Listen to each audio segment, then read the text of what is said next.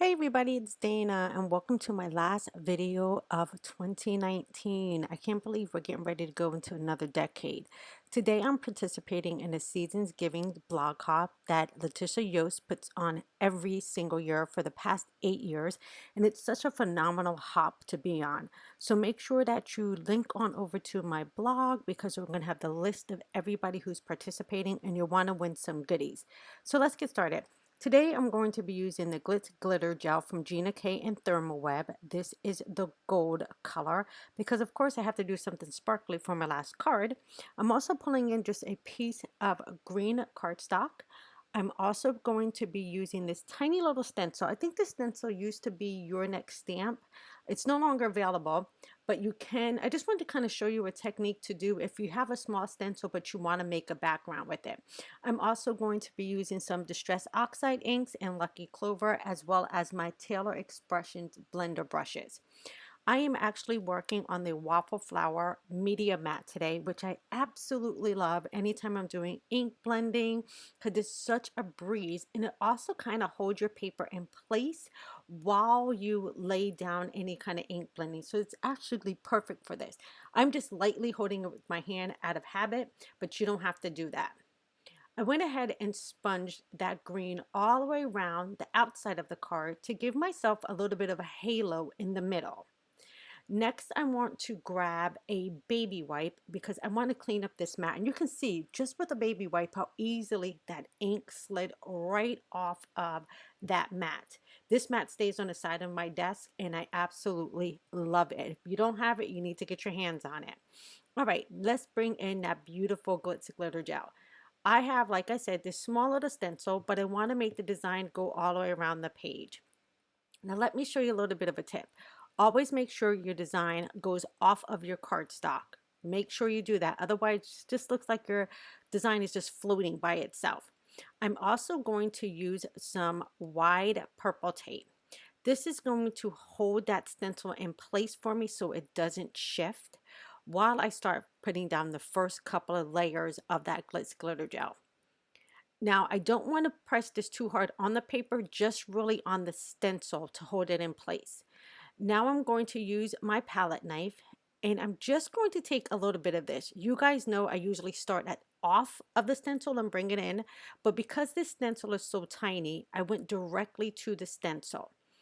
And I'm just moving that gel around. And the reason I had the tape in the beginning is to make sure I did not go past that tape line on the stencil. Now, as you see a little bit later in the video, I don't really need to have that tape anymore. So I did a very, very fine layer of this. You can see me wiping back the excess into the jar. Now I'm going to lightly pull on that tape and I have this beautiful little fireworks right there. Next, I'm going to come and bring that stencil right back over and bump it up as close as I can to that little fireworks. Now remember, the purple tape is only on one side of this.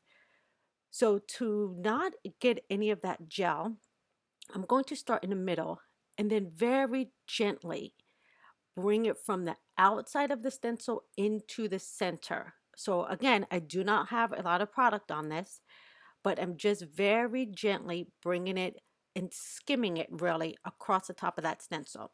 Now I know a lot of you, when you start stenciling, you might have a tendency to hold your breath if you're thinking you're getting close to the edge, but don't do that. You will literally pass out. Make sure you're breathing when you're putting down this gel. It is okay if it goes outside the line. It's just more prettiness on your panel. All right, so I'm very lightly just skimming it over, making sure I have a good coverage on this because once I pull it up, remember, I can't put it back down in the same spot. Now I'll gently pull on the top of that stencil, again, pulling very carefully on that purple tape so I'm not ripping my paper.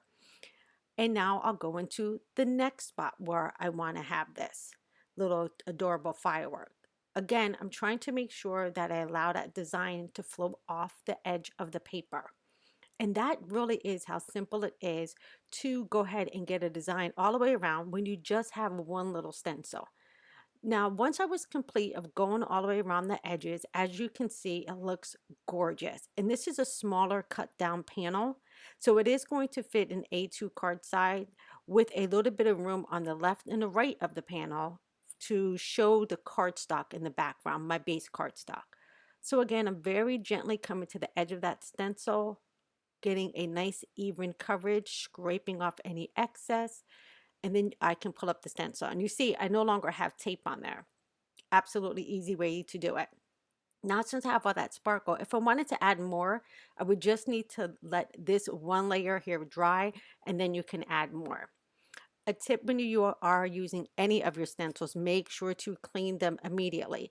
I'm just taking a baby wipe and just getting off most of the excess, off of this stencil. But then I really need to make sure I bring it to the sink and clean it.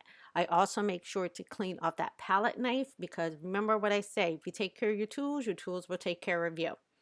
All right, now since I have that done, I'm going to lift this up and set this aside to dry. But look how gorgeous that is, and just that little bit of darkness around the edges really pulls your eye towards the center. Again, I'm going to grab a baby wipe and I'm going to clean up this mat. Now, sometimes you might, when you're using this mixed media mat, get some of the extra sparkle that's left after you clean it up. But I have a tip for you. Make sure you get off most of the moisture out of any of that Glitz glitter gel. Wipe it down, and any of those little bits of sparkle you have left, I have this little sticky brush by We Are Memory Keepers, and it picks up any of that extra sparkle I have left on my mat. And I just roll it back and forth, and the little thing is tacky, so it picks up a lot of the leftovers. Next, I'm using the Champagne Pop die. I went ahead and die cut out all my pieces. This Champagne Pop die set is from Waffle Flower, and it's my favorite anytime I need to make a bottle of champagne. I went ahead and trimmed everything out, die cut it out, put a white little line, and darkened up the corners. Now I'm going to put these together. This has become my favorite glue. It's from Thermoweb, and it comes, well, it doesn't come, but you can buy the little metal attachment. And to me, I have a lot of favorite glues. I really, really do. But this one has just become my favorite because it has that tiny little nib on the top. It does not clog. And it's really easy for me to get into precise little lines using this glue. I'll make sure to link all the products I have below, so you guys can grab some of them as well. I also die cut off the little, I want to call this like a little banner piece, or like a little, I don't even know what this is called, to be honest. It's always on a champagne bottle, like prize. It's a ribbon. There we have it. It's a ribbon. I just took a brain dump on that one. So it's a ribbon, and you will see a lot of them on champagne bottles. They're embedded into the label. All right, next I want to go ahead and show you what I'm copying this off of. So Veuve Clos is my favorite champagne, and if you have seen me on Instagram, you saw I had a couple of these bottles for the holidays, and I'm going to mimic that label. Now my penmanship is not the best, but that's okay. This is handmade. I don't do calligraphy or anything like that, but I'm going to go ahead and write the name of the champagne on here. So I have just a very fine tip black marker here, and I'm going to just write that tiny little bit of information right on that tag. Now my twin sister knows, and my husband knows, like, this is my favorite champagne. I don't even remember how I started liking it, but I think we purchased a bottle, I fell in love, and there you have it. I have to keep the champagne in my house at all times, and for the holidays, I really need to keep it in my house. So I'm just finishing up writing the last part of this, and my label's going to mimic my fancy champagne bottle. I mean, how cute is that? Again, don't mind the penmanship. Next, I can glue this right onto the bottle. Now, for this die set, I like to put my label a little bit further down and then kind of push it up in place so my sides of my bottle and my label match up. So I'm going to start, as you can see, a little bit down, and then I'm gently going to just slide that label up just a tad bit so I know that everything lines up. And look how cute my champagne bottle is. I might have to drink some of that today. Now, since I have this done, we can pull back in that panel that we had, because this panel is nice and dry. Look how gorgeous the sparkle is, y'all. Y'all know me and sparkle. Lord help me. And my champagne bottle looks perfect because I left that center a little bit light. And I also die cut out some numbers here to represent 2020, the new decade that we're going into. And I'm going to arrange this onto the card panel. And I want to just make sure that I leave room for my bottle. So I just noticed that I can probably turn this around and get my 2020 on the left side of this panel and my bottle on the right.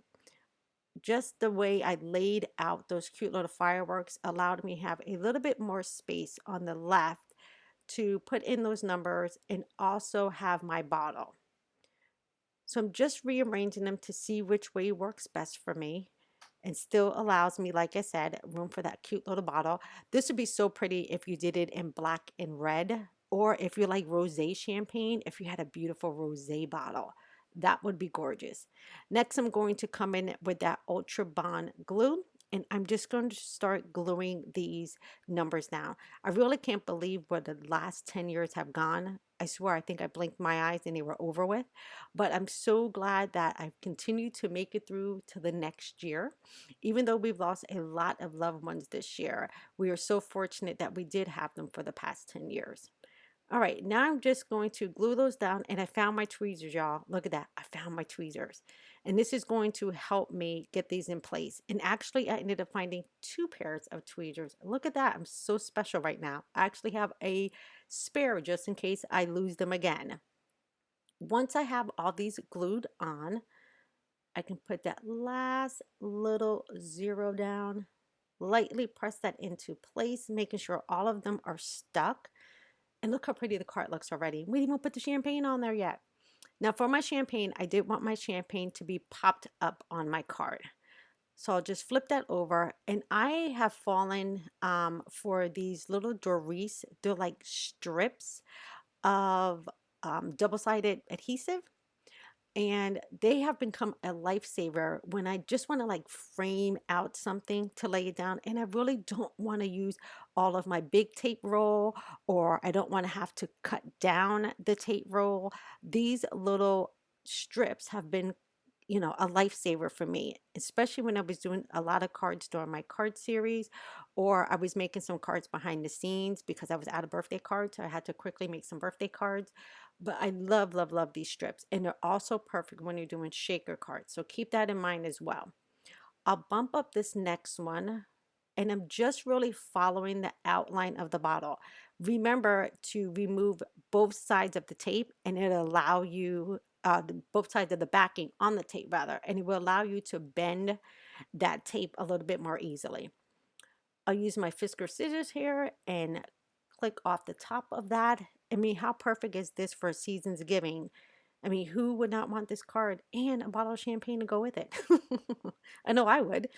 So I'm just going to hover over this. I'm not going to push it down yet because I need to make sure that my card panel is straight before I put that bottle of champagne on there. I don't want my bottle of champagne to be leaning sideways. Now I'll hover over, and then I can press that into place. And look how pretty. Oh my God, I can't take it. Now I do want to go ahead and put a card base on this, obviously, but I'm going to put a top folding card base. A lot of the times you guys see me make cards and they're always to the side, but I figured for this one I want it to be a top folding. So I'm using my EK Success tool. This is my little scoreboard. I usually score it with the little scoring tool that comes with there, but I always grab my Teflon folder, bone folder, in order to make those really, really good deep creases. This is one of my favorite bone folders. All right, so now since we have that done, we can go ahead and pull back in that champagne, and look how pretty that's going to look. I know the white on white is kind of blending in, but I left just a little bit of the white to peek out the sides of this panel. I'm going to come back in with that glue, and I'm going to go just a tad bit crazy with this, and I'm going to make sure I have a lot on here. This panel warped just a little bit because I didn't allow it to dry fully because, I'm impatient. So I want to make sure that this sticks down to that card panel very, very well. So I'll line that up. And the reason I did not use adhesive and glue this time is because I really wanted to have a lot of wiggle room to get this in place. I want to try to make sure that the sides of my card are even, where the white sides are, that is even on my card. So I like the fact that I use a lot of the glue because it's allowing me to still have that movement. Once I have everything in place, I can go ahead and pat everything down. Now, I did want to bring some white to the top of this card panel. So this is a Jelly Roll pen, a number 8, size 8 rather, and I think this is like a bold. And I'm just going to go in and fill in some areas and just add in some of that white. Just a little bit of extra doodads on the front of this without adding any bulk.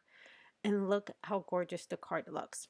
I want to thank you guys for all the love you have showed me for 2019. I cannot wait to show you more things and experiment with you guys right here on YouTube and over at my blog. Make sure to run over to my blog because I do have a giveaway over there. I will see you guys in another video soon. Take care, everybody, and Happy New Year.